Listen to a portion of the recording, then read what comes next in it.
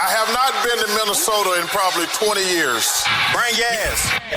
Welcome to Flagrant Howls, a Minnesota Timberwolves lifestyle podcast. Boy, I feel like we're like betraying our audience, because right before we hit the microphones, we both professed our interest in USA-Canada hockey tonight. Now, the Wolves, in fairness, the Wolves aren't even playing. It's the All-Star break. We're all free to watch whatever we want to until the Wolves come back and play the Rockets tomorrow. So I'm willing to cheat on basketball and watch a big international hockey game tonight, my friend. This is probably not great, but it's kind of felt like a COVID week. I don't know if you remember, like, it seems like it was so long ago, but it wasn't. But just like what you watched or entertained yourself with, because this week it's like there's no basketball on. There was no. You watched the Tiger Woods simulator golf league? Don't get me started on that. I will just add that there was no basketball on this work week. There was no basketball on last weekend, if you know what I mean. So I've been watching documentaries. Like I watched the Court of Gold. If you want to talk about, I don't know if you've caught that yet, but oh my God, like that was like the Last Dance during COVID.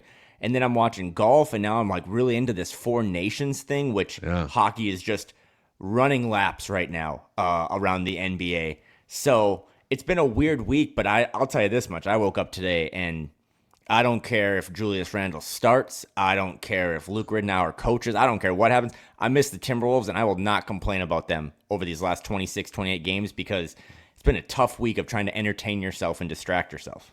So we dabbled in American Murder, the Gabby Petito murder story. Oh yeah, I've heard about that. It is. we watched a Dateline episode on it it was like a year ago, and now that there's more, like way more information and footage and things out, it's a 3-part series on Netflix, and it is crazy.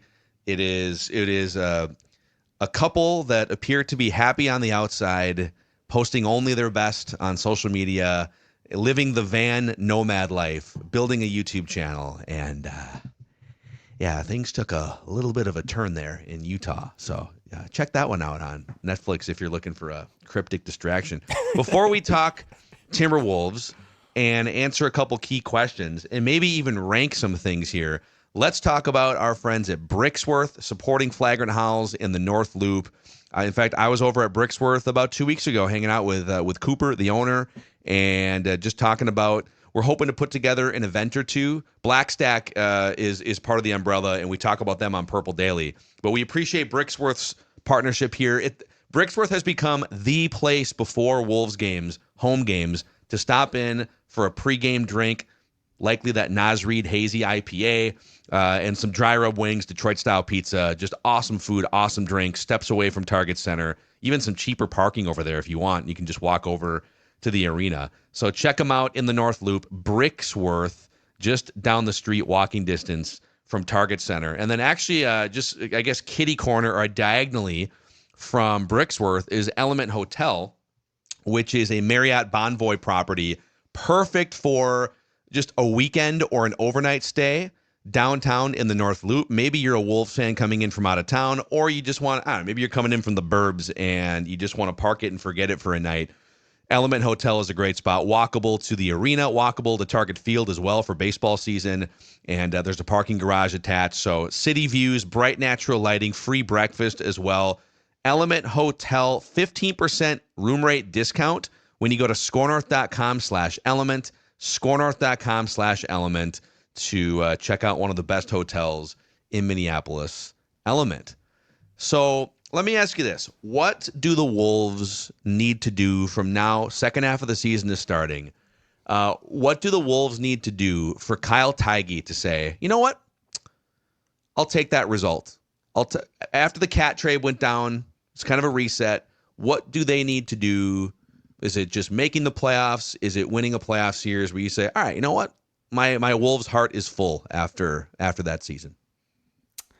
I would say lean into the correct process over hunt out the preferred results, if that makes sense. Like, I heard Judd go pretty in on this earlier this week on Flagrant Howls, and I agree with him, but I also just want to tell him right now, if he's listening, like, Julius Randle's going to start when he comes back, right? Like, that's going to drive everyone crazy after what we just saw from Naz Reid and the big summer coming for Naz Reid, but I just expect it to happen because that's kind of how this team has functioned. So I think Chris Finch has a lot on his plate after the All-Star break. I don't know. There's been no injury report today for tomorrow's game yet, but at the time of this recording. So I don't know if Dante, when he comes back, but I know it's supposed to be relatively soon, and same with Julius. But I just want them to try over these next 26, 28 games leading into, and we should talk about how I think the West is wide open.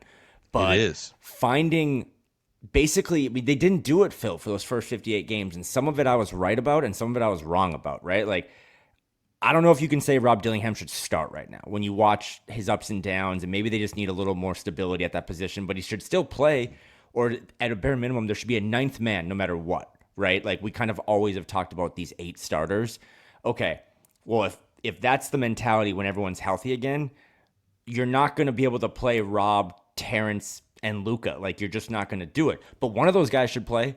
Like, matchup dependent, they should all have a chance to be one of the guys that gets elevated to that 9th spot. So I just hope that they do things the right way, because while I think this team, and maybe it's just because I was watching a lot of other random games the last couple weeks, but like, I don't know if there's a team outside of OKC. I still think they're the best team. I know that was a great win for Minnesota with all the young guys, but outside of OKC, do you really look at anyone in the West and say that team is for sure head and shoulders above the Timberwolves right now?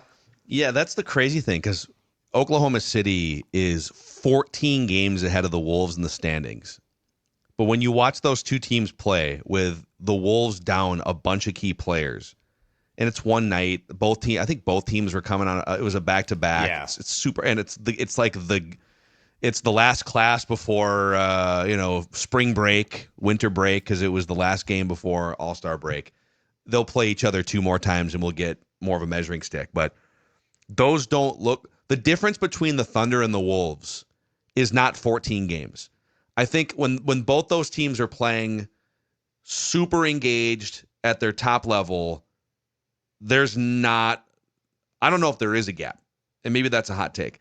The gap is Oklahoma City has decided, and to their credit, has been able to be a lot more consistent night after night after night. They didn't have a major trade go down right before the season that kind of shook up the entire organization.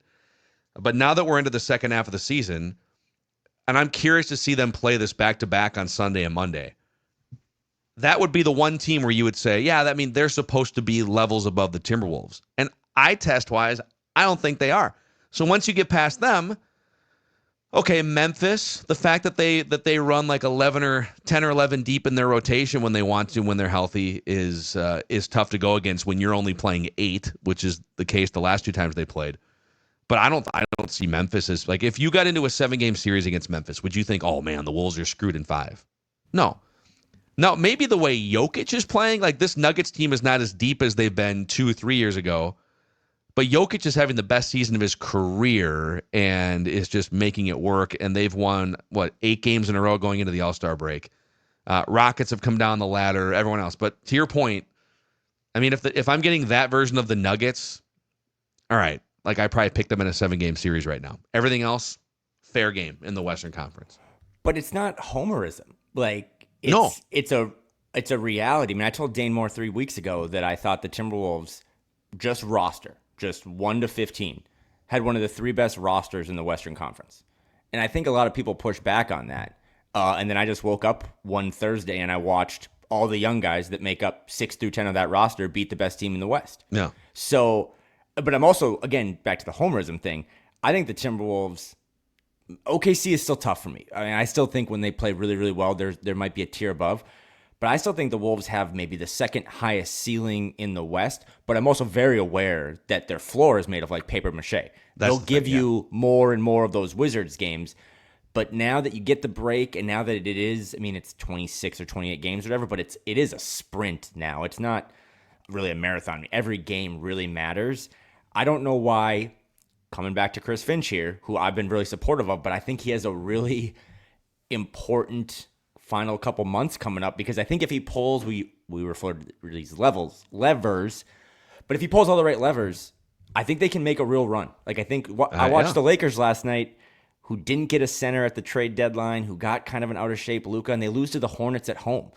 Like, there's no team above them, even Denver, who I mean, Jokic is, again, MVP level stuff, but they don't have a lot of depth. And they probably, despite having a ring, have some demons from what happened last year in Game 7. So, which, by the way, during this week off of no basketball, if you just need to entertain yourself, just go back and watch that again. I mean, that is on par with the most rewatchable movies of all time. Just strap in for 2.5 hours of Wolves Nuggets Game 7. It's crazy. One of the best sporting events of all of our lives. Yeah. Also worth noting, the Timberwolves, even with 4 really tough games on the schedule coming out of the gate, at Houston, the back-to-back against Oklahoma City, and then at the Lakers that's one of the tougher 4-game stretches of any team coming out of the break. Even with that, they have the easiest remaining strength of schedule, win percentage of opponents the rest of the way. They've got like 3 games left against the Jazz. They get the Pelicans a couple times. Those teams have combined for 26 wins. The Wolves have 31. You've got the Spurs without Wemby, by the way, who it was announced today he's out for the season. So they're on the schedule. They also get a game against Charlotte. They get a couple games against the banged-up 76ers. They get a couple games against the Nets. Now, to your point, the Wolves' floor, they've lost 7 games against below 500 teams, and they can, on any given night, they can play the Bucks backups and lose a game they're not supposed to. So you can't just be like, oh, you play 10 crappy opponents, 11 crappy opponents, that's 11-0. But based on what we've seen with the influx of youth and energy, and at least I agree, once Julius Randle comes back and Conley and DDV, you're not playing an 11-man rotation. So some of these guys are like, it's possible Terrence Shannon Jr. just like doesn't play much in the last month, which I kind of hate. But with the easier schedule, and with this team gelling more, I don't see any reason why they can't fight for a 4 seed. Mm-hmm. And now you're getting into a situation where it's like, is it like the Wolves as a 4 or a 5 seed against the Rockets in the first round? Or against, like if they played the Lakers, the undersized, no defense Lakers in the first round? I know Luka again, but I don't fear... There's no one I fear in a 7-game series. They could get back to the Western Conference Finals, and it would not be shocking to me. But again, if you just drafted off the top, if we did power rankings of who, now that we, I think, got the ownership thing settled, like who are the most important people for this franchise in the next 6 to 8 weeks? I mean, Chris Finch to me is number 1, because I think we're glossing over it still, even though we've now done 10 minutes on it. I see a lot of people being like, when everyone's healthy, Terrence and Rob better play. Like, they're not going to, right? Yeah. Like, you can't call yourself smart and a ball knower and then be like, yeah, Chris Finch is just going to go to 10. Chris Finch is just going to go to 11. So, like, that's the part of how do you pull those levers? Because I'm with you that, like, I think Terrence Shannon Jr. has a lot to still work on his game to kind of be an everyday rotation player. But he also represents, in my mind, he is like the highest of what this team needs. And just like scrappiness, kind of a dog, just gets out in transition, fearless. He's not a perfect player right now, but he hasn't had a lot of reps to become more refined. But how do you put that on the bench? Like, how do you bury that? How do you bury some of Rob's creativity? Again, Mike Conley, even like this team struggles late in the game and in clutch time. They're one of the worst teams in the league. Like, you probably got to have Mike out there. So there's like 14 different ways you could build a rotation for this team now at full strength. And I think like 12 or 13 of those rotations could suck and lead you to, that's why I said earlier, process over results. I want to see this team lean into the process of what gives us a good shot now, but is also the long-term, like, what I'm basically saying with a lot of words is start Naz Reid. You know what I mean? Like, yeah. At this point, that's got to happen, but it's not going to. And that's like a weird crossroads here, is that I don't know how, and I'll throw Jaden McDaniels in here too.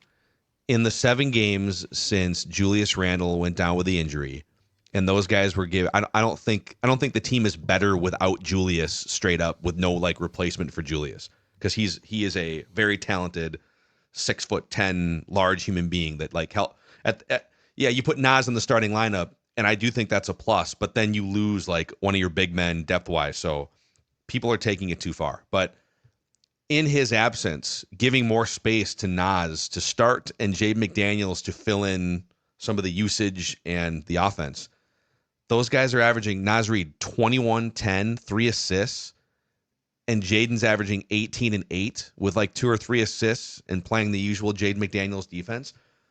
That's a great sign for life after the Julius Randle $30 million contract slot comes off the books. That's if you're telling me, hey, so Cat's gone and Julius was a 1-year placeholder and you need the younger guys to just sort of step up and fill the room. And it's a 7-game sample, but this is how they're filling the room. That's awesome for the future of the Timberwolves, right? But they might revert on that for the next 2 months because, well, short term they don't want to upset Julius Randle, and B, maybe there's some political motivation here too to keep his value somewhat high so you can finagle a trade before the draft night or something. I don't know what agenda is going to win over here in the next. And that's why it's going to be fascinating. No matter what murder mystery you're watching or Olympic documentary you're tuned into, this is going to be must-watch TV because you got my brain thinking about 4 different things. But after that OKC game, Dana and I did a pod, and it's hard not to think about, to me, like in my life, like the greatest young trio of under 25 teammates was KD, Russ, and Harden on that Thunder team. And I always reference this ad nauseum. When they lose to the Heat in the finals and they're standing on the sideline and Mike Breen goes like, just look at that trio. They're going to be here for a long time. And then 3 months later, they traded Harden. I think Julius Randle Randle's a good basketball player. And I think he gives them a good chance to win on some nights. But is he part of that long-term thing, right? Like this also, I'm just going 9 different directions here. But like the Kevin Durant stuff, man, I loved watching him in that Court of Gold documentary. He loves basketball. Loves it. Turns 37 in September. Like, are you going to trade Jaden McDaniels, part of your kind of... I think here's a fun question for you, for the audience. What trio do you think is better or has more promise? Anthony Edwards, Jaden McDaniels, and Naz Reid, or Zach LaVine, Andrew Wiggins, and Karl-Anthony Towns? Wow. How am I answering that question? Am I answering it putting myself in the moment when those 3 guys were Timberwolves or not? Are you asking me now that we know the history and we know that Wiggins did not live up to what? Yeah, that's fair. I think LaVine actually lived up to everything. LaVine might have surpassed what he was supposed to be. And there's revisionist history on the first trio because you kind of saw it and how it broke down. But what I come away from that Thunder thing and I think about how the Thunder have never made an all-in move because they want to continue to let their young guys grow. And then I think about how the Wolves broke that trio up to get a win-now player. And I think about that with this. I listened to you guys do the Durant talk. Like, it's going to be brought up again this summer. Do you want to break up this trio that seems to all be best friends to go for another win-now move? I just think these next 26, 28 games, you're probably thinking, how does that tie into Kevin Durant? I think it ties into him significantly because I think once you have new owners and you have an established front office, they're going to try to build upon this now with all the distractions aside. And that's why I think you got to have the right process moving forward with a vision of both short and long term rather than just the short term. Because again, to the Karl-Anthony Towns trade that you and I are both pro, that's a long term move. So if they have not gotten better on the court by getting rid of Karl, but long term, you and I believe in the financial flexibility. But you just cannot, you're at a crossroads right now. You cannot, to Phil's point a couple weeks ago, you cannot have your cake and eat it too. You need to lean into one path or the other. And I'm going to be fascinated to see if they do that over these next couple weeks. I want to go back to your comparison of the young trios here because now you got me thinking on this. I can see it in your brain. I didn't even text you that. I was like, I'm just going to dump it on him. This is great because it's very different. I don't know that it's funny because like if you compared all of them, LaVine and Ant would compare the most. Jaden and Wiggins would compare the most, and then Naz and Cat would compare the most. And there's obvious differences with all of them. But I think starting with Jaden and Wiggins, obviously Wiggins was averaging 20, 23 points a game at his peak with the Wolves, in part because he was the number 1 overall pick by Cleveland. They swapped Kevin Love. And he came in here and they gave him a chance to be the main scorer, right? They said, here, before Jimmy came in eventually after like 3 years when Thibodeau took over. But they gave Wiggins the room and the volume of field goal attempts to try and fill up the stat sheet and be the guy in the organization. And he just he wasn't that personality. And Jaden's not necessarily that personality either. But if you were to give, like, for instance, let me pull up Andrew Wiggins. I think he was leading the Wolves in field goal attempts for at least a couple years. Like, they gave him Every full opportunity ground to go be that guy. And he was a super inefficient scorer. Yeah, so at his peak, he was shooting like 20 times a night, and he was averaging 23.5 points a game in his third year, 23.6 points a game on 20 shots. Jaden McDaniels, to this point, has never taken more than 9 shots per game. So if you were to give, let's say you were to give on like a bad team, like this team would never, they would never tell Jaden right now, go shoot the ball 20 times a game because like Anthony Edwards has to get his and Naz Reid, whatever. But if on a bad team, if you said, okay, Jaden, you're gonna ramp it up. We want to test drive you as the man here. So you're going to go from 9 shots a game to 20. He would be a better, more efficient offensive player than Andrew Wiggins was back in 2016-17. And then Wiggins, when he went to a real team that had championship aspirations, all right, let's ratchet it back here. You're going to, you'll shoot the ball like 13, 14 times a game. He discovered rebounding for a month in June, and the Warriors won a championship. So, long-winded way of saying, I actually think Jaden McDaniels is a better player at this stage in his career than Andrew Wiggins was at the same stage. But the numbers look better on Wiggins because he was on a bad team given real estate to go shoot the ball. I think Anthony Edwards clearly is a better player than Zach LaVine. LaVine, very flashy, obviously put up some gaudy offensive numbers. Anthony Edwards, when he wants to be, is a lockdown perimeter defender. So that would be check for this group, check for this group, and then you get to the Cat-Naz comparison. And obviously, Cat has had the more storied career. He's been a third-team All-NBA guy a couple times. He has put up numbers upon numbers upon numbers, and quite frankly, he's probably on a trajectory. If he has some good years with the Knicks, he might be a basketball Hall of Famer. Like we'll put anyone into the basketball Hall of Fame, but if Naz Reid is given 35 minutes a night the next 5 years and given a prime role as one of the 3 main offensive forces on a team, is it a stretch to say that could wind up being closer to a wash between those two guys if Reid is given the same amount of opportunities and playing time? So I love this question. I think they have a better trio now than they did 7 or 8 years ago. That's my answer. This is just a classic Kyle and Phil pod because it was like, hey, we're just going to do a 30-minute flight from Grand Forks to Minneapolis, and it's actually now the plane is upside down on the runway. But this ties into the Luka stuff. Luka Doncic and the Mavericks thing. Like, I know at Purple Daily it's win one before I die, and like winning is everything, but I don't think that is everything for every fan. And when I was thinking about that trio that they broke up, I mean, I get so many things wrong. But I think I was for that at the time. I was like, yeah, like go get Jimmy Butler, go get a star. Not all these young guys always pan out, and try to bring meaningful winning.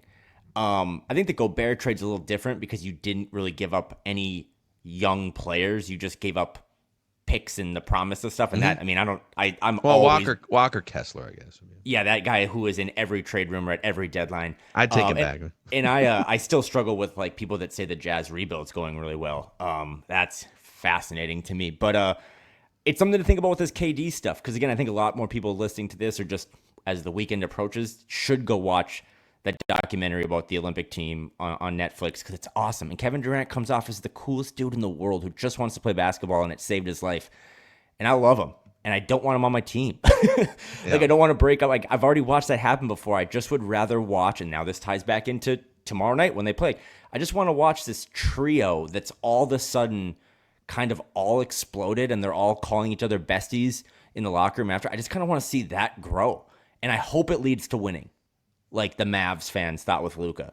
But I also just kind of want to see it from like I enjoy watching those 3 guys play type thing. So I think more than anything, I was reminded over the weekend of my dad was like, oh, you must feel so much more relieved now that the ownership thing is done. And it's like, in a sense, yeah, because I kind of root for those guys. And I want to see what they can do moving forward. But I think it once the dust is settled, now you're starting to see all of these other things that are facing this franchise from a roster standpoint.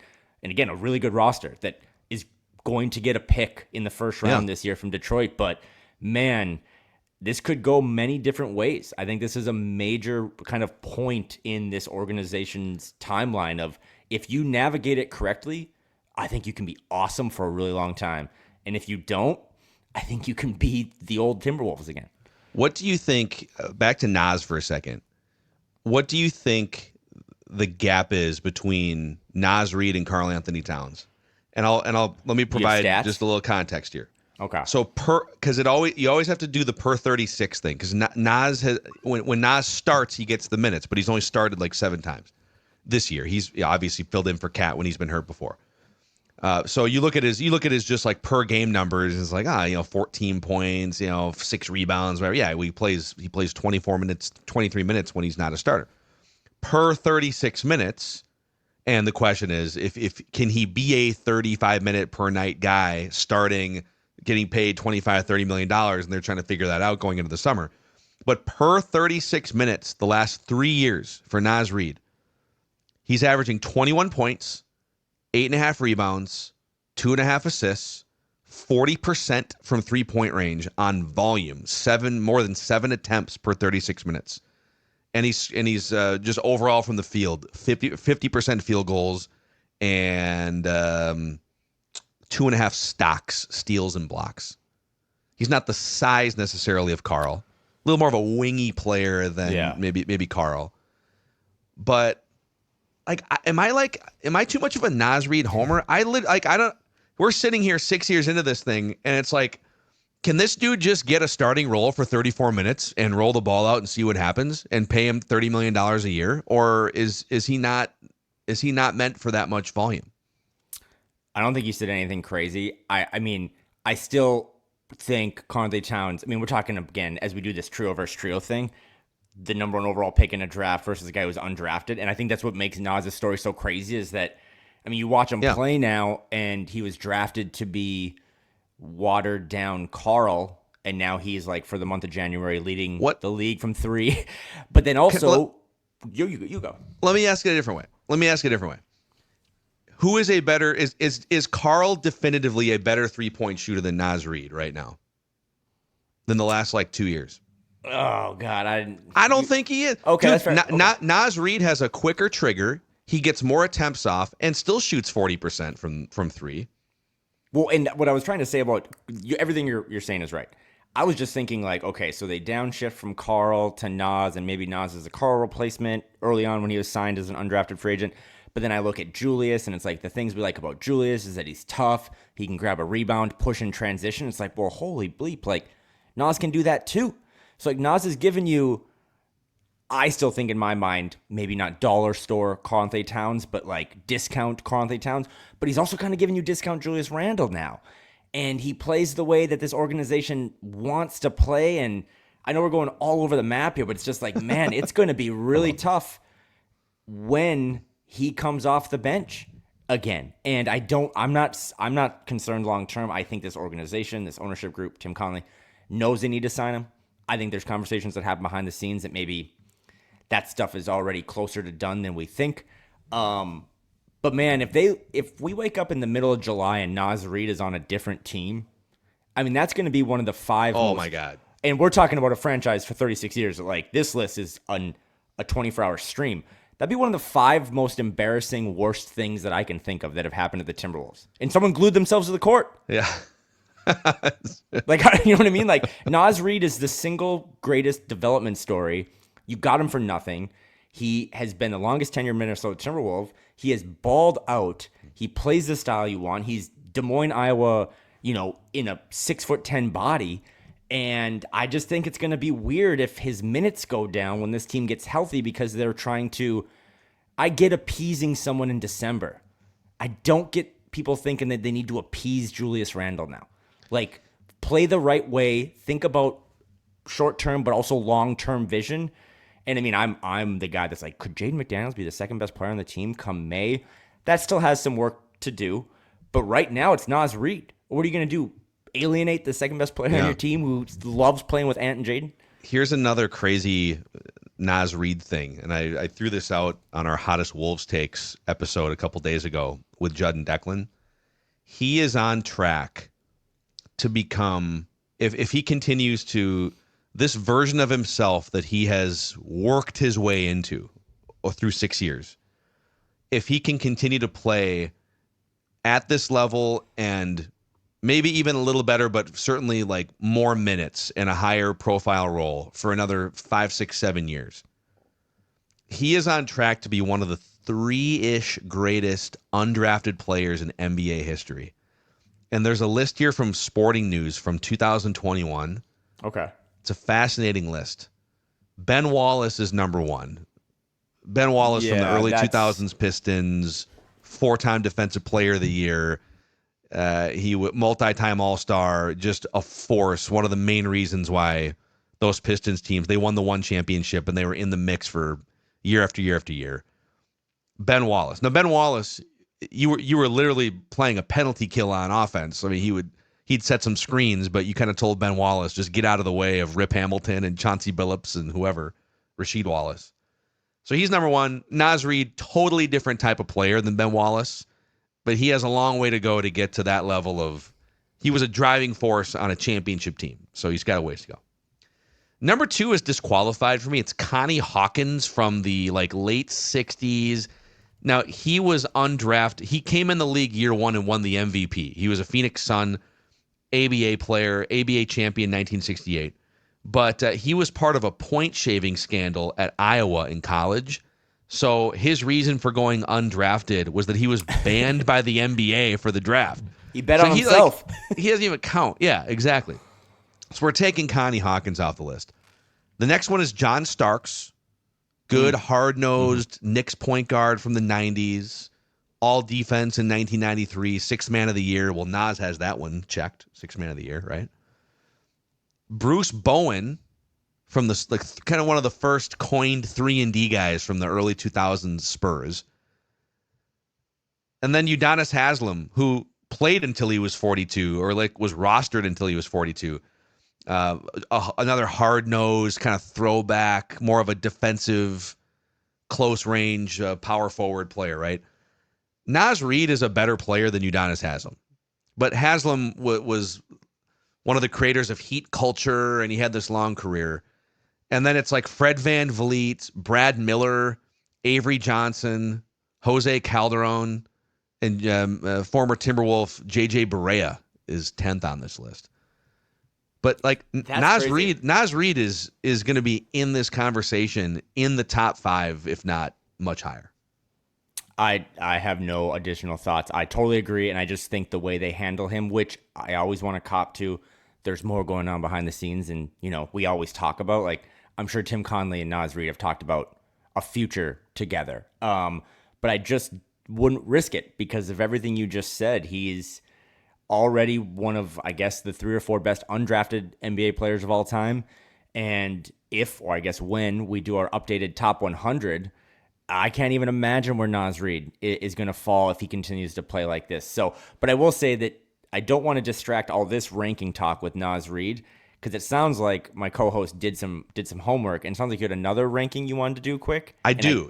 I do want to get into that. We could do a more expanded version of this at some point when we have a full episode, but I'll throw it back to you for a second because this stems from Anthony Edwards saying that he has no interest in being the face of the NBA. Mm-hmm. He's like, that's what they have Wemby for, and he said, I just want to show up, kill people on the court, and then go home. I have no interest in being the face of the NBA. I've been critical of him from the perspective of if you want to be the face of the NBA, you probably shouldn't drop 5 F-bombs every post-game interview. Just clean it up. I'm not trying to be prude, but let's clean it up a little bit. There's been some stone-cold killer players in NBA history that had no desire to be face of the NBA, but were kind of thrust into that role. Allen Iverson, I would argue Kobe Bryant had no desire to be the front-facing. He became it briefly between Michael Jordan and LeBron James, but he was more of a show up, be friends with no one, maybe even hate half your teammates, and go drop 30 points on someone. So, the fact that, listen, if he doesn't want it, I know people are going to debate whether he should or shouldn't want it, and people are going to debate, well, if we need American-born players to help grow the game in the state. So my question to you is, does it bother you that Anthony Edwards has no interest in being the quote-unquote marketing face of the NBA? No, because I know why he's saying that. He's not Jokic. He doesn't want to not to nitpick what you just said. I'm just going to hypothetically. He doesn't want to not be the face of marketing. Like, he dunked on Chet Holmgren, and within 30 seconds, Adidas released a Law and Order themed commercial about Anthony Edwards dunking on people. He's in the Sprite commercials. He loves that stuff. Also makes him a lot of money. I think what he doesn't want to do anymore is I don't think he wants to talk to the media. And being in there, I think the reason he doesn't want to do that, and it's always a stretch when I'm covering games and PR is like, hey, who do you want to talk to? And I said, well, we want to talk to Ant because he's going to give us really good quotes, and the fans want to hear what Ant has to say. And again, I'm not nitpicking, but Anthony Edwards is going to give you 5 F-bombs because that's who he is. And that's just how he is surrounded. And that's just KG was and is like that to this day. I sent you a clip last night from Kevin Garnett that had so many bad words in it from All the Smoke podcast. I was like, I'm not going to retweet this. And I think Ant, if you want Ant to be the face of it, then you can't criticize how he does it. You know what I mean? And I think he's starting to realize that you want all these quotes, you want all these things that can be memed or you can run with on social media, but then when I swear I do this, you criticize me. So I think he wants to still be a face of all this stuff in a controlled manner, but I don't think he has any interest because of all the times that, he's gotten himself in a little trouble with some of the things he's said, even just like in post-pregame locker room stuff, and I think it's probably just rubbed him the wrong way of like, why do I have to do that anymore? Why do I go talk to Wemby? Wemby's got a book. He's reading a book pregame. Like, just go talk to Wemby. So I kind of get it from his standpoint, but I also think it's impossible. And Jokic was like the flag bearer of this.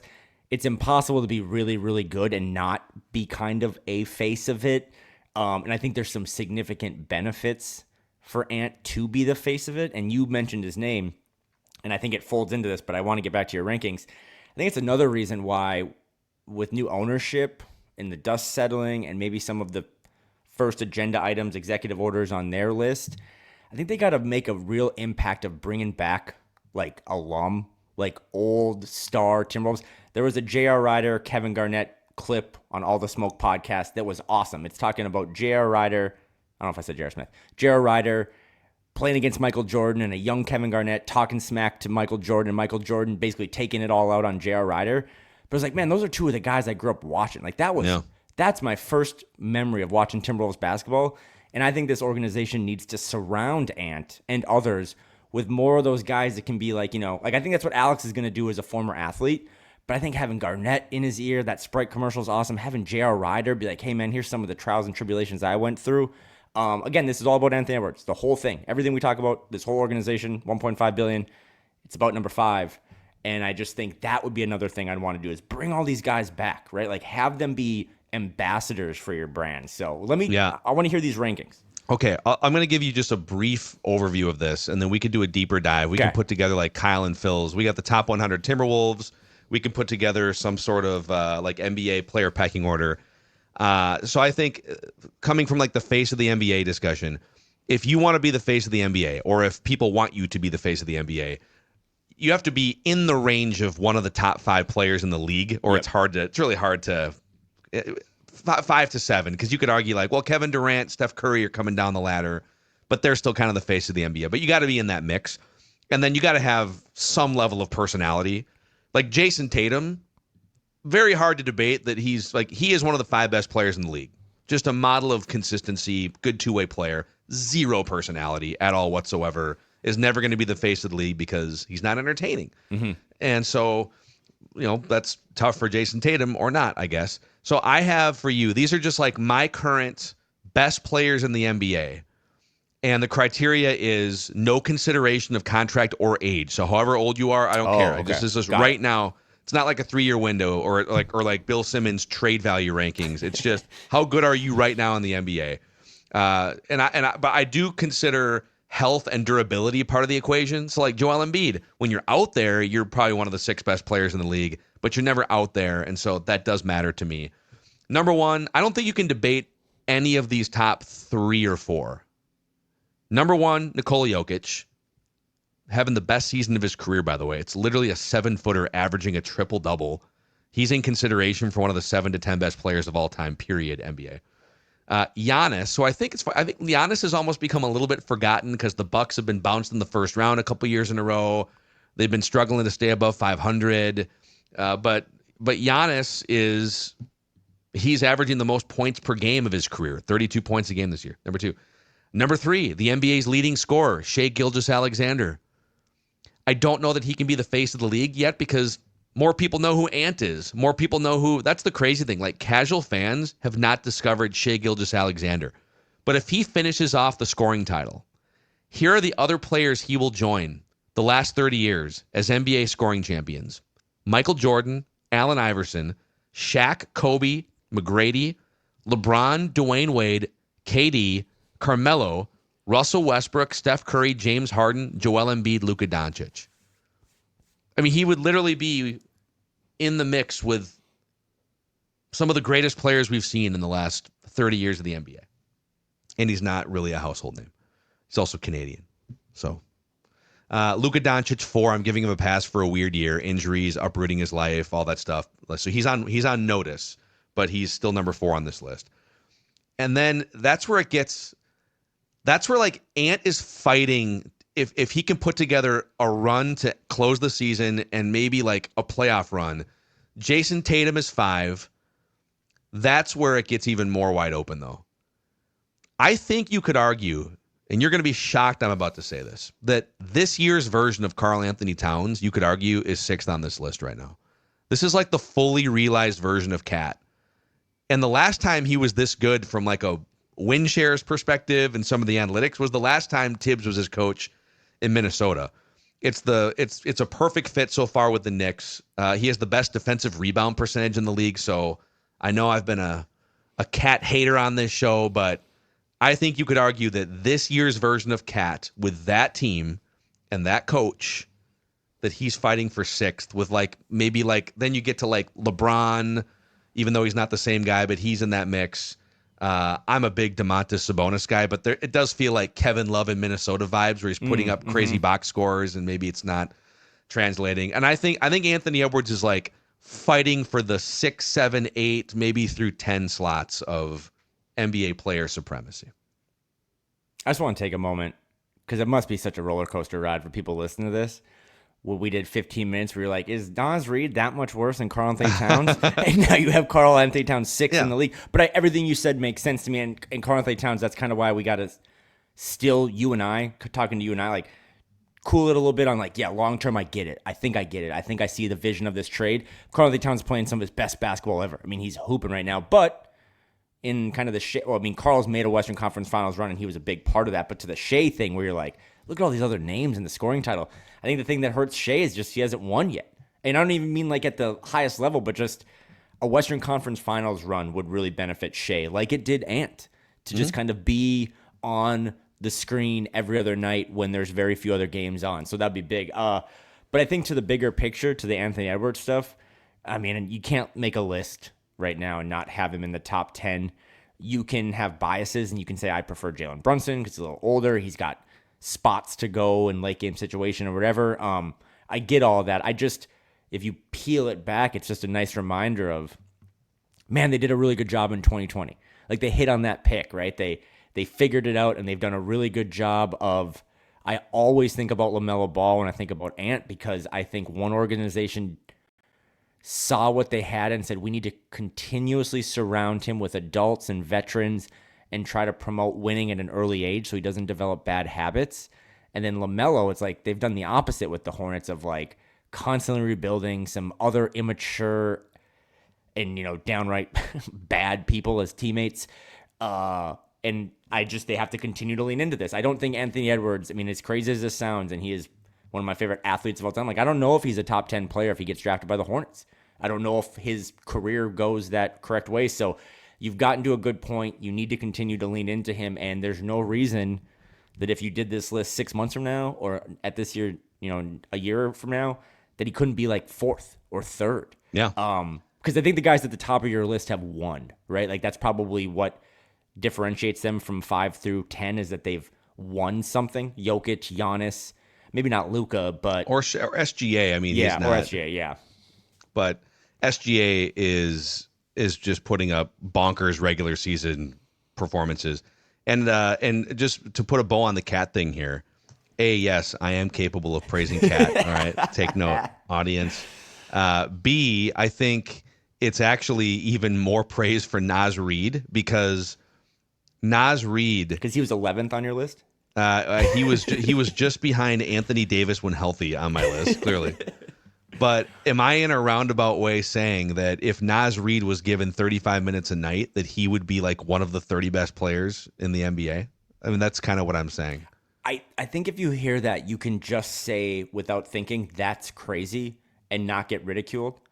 But when you digest it, it's actually not that crazy, which is what makes it crazy. Because you're talking about, I mean, that's probably the best. I might have gone too far with the Naz Reid love here. I don't know. But I'm just, to your we'll point find about, out in due time. Yeah, we will. The undrafted list is just, that's crazy. I mean, because those are some really, really good basketball players. And to get something like that, I mean, even Naz being, on the books here to get a big pay increase this upcoming summer, like it's still because of how the salary scales work. It's still going to be probably less than what he could have been if he would have been, the first overall pick signing some of those rookie max extensions. So fascinating stuff. And I'll say I led at the top about how there was no basketball on last weekend, no matter what you try to tell me. I didn't really have a problem with Ant not playing in the All-Star game. I didn't really have a problem with LeBron. I just think those guys, whether they want to or not, completely different age ranges and I think league perceptions right now. But if you know you're not going to play, just don't get out there early and do it, because I feel for the fans again that whether Ant wants to be the face or not is one conversation, but whether or not he's looked upon by thousands and thousands and thousands of young kids who want to see that kid play basketball, the NBA is in a weird spot, man. You cannot have people showing up to games and the entertainment or the people you're coming to watch aren't there. That is so bad, and the NBA should feel really bad about how everything transpired over the weekend. Yeah, they've got some work to do if they want to make that weekend mean anything of significance. Maybe they need to just drop the gloves and fight to start the All-Star game, like USA Canada. Let's just put two dudes out there, just pair them off. Who do you want to see fight in the NBA? This is where Rudy and Draymond could hash out their differences. In put those guys in the All-Star game. That Four Nations thing, which I didn't know what it was up until 72 hours ago. I looked it up. It's been awesome for the NHL. It's basically supplanted the All-Star game and weekend for a year. And the NBA might have to get really creative. But to that documentary, which I just keep plugging, I mean, there was kind of like a Four Nations there with Serbia, Canada, France, and the USA. And if you are an Ant fan or you're a KD fan or LeBron, I mean, that is some of the best sports documentaries I've ever seen. So go watch that as you get ready for this kind of stretch run. But also, just kind of going through my notes, I can't do a podcast with you, Phil, without at least acknowledging the most Timberwolves moment of the week. Terrence Shannon Jr. getting his jersey retired in Illinois, them hanging it upside down. I cannot imagine what that kid has been through, both with just that moment, now you're a meme, but also the stuff that happened during Illinois that hurt his draft stock and he was cleared on. But for that kid to turn that embarrassing moment for him and his family in a way to raise money for a cause and sell those t-shirts, it reminds me of what Tim Connelly said when he got here is, I want to get good people. Not just good players, but I want to get good people because I think that's how you build a good culture. And Terrence Shannon Jr. is a good dude. So shout out to TJ because that was a really bad moment and he turned it into a way. I mean, I got a t-shirt in the mail coming. So shout out to Terrence Shannon Jr. I don't know if you're going to play, buddy, tomorrow night, but you're doing a lot of good work off the court. So you can wear your jersey upside down on the bench while you sit behind the Wolf Stars. All right, he's Kyle Theige. I am Phil, and this is a Timberwolves lifestyle podcast.